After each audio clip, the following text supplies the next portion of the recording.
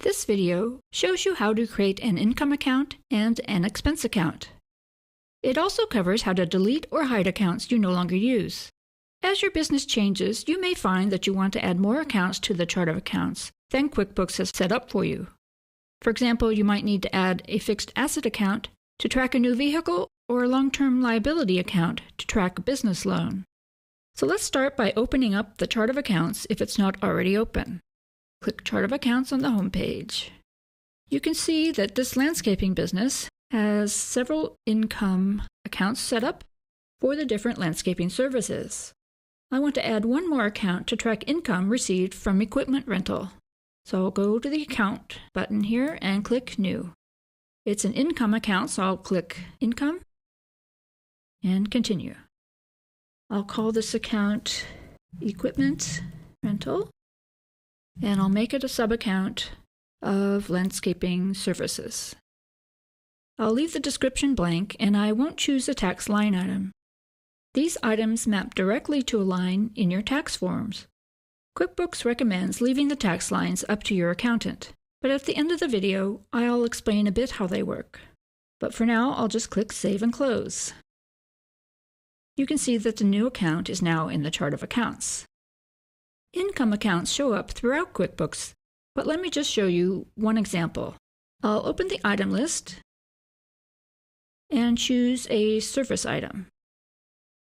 When you set up a service item, you must choose an income account to track the income you receive when you perform this service. So let's just close this. I just wanted to give you one idea of where the income accounts appear. And now I'll show you how to add an expense account. Expense accounts, guess what? Track your expenses.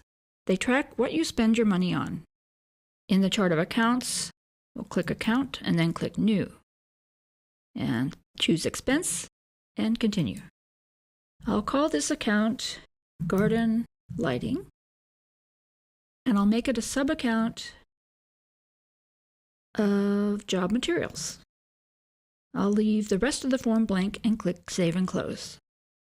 So expense accounts also show up throughout QuickBooks, and I'll show you one place. Let's see.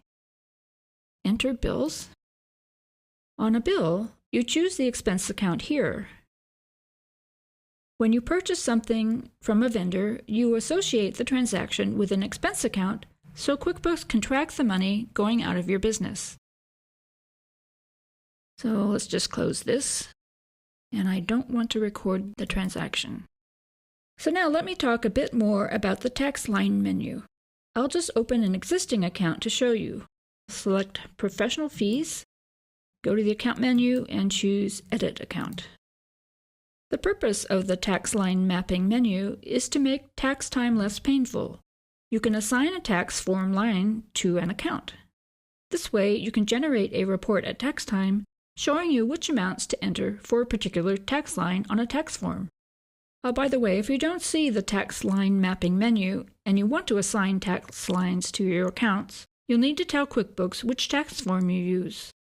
And to do that, you go to the Company menu and go to Company Information.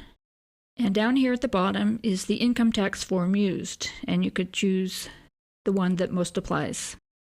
So let's just cancel this and go back to the Edit Account form.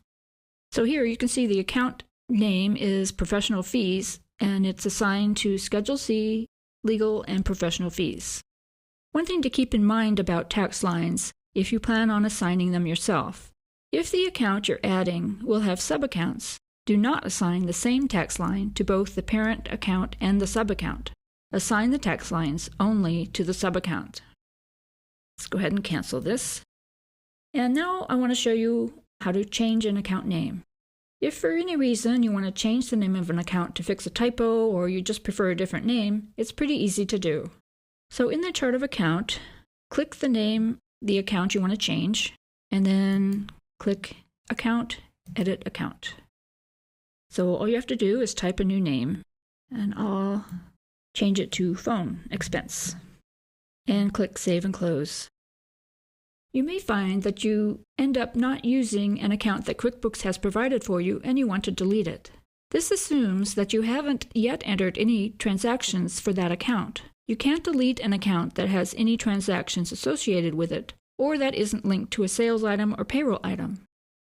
You can hide these accounts, however, and I'll explain that next. But to delete an account, click the account you want to delete, go to the Account menu, and click Delete Account. Click OK to confirm that you want to delete it. If you delete an account by mistake, you can undo the deletion, but only if you do it right away.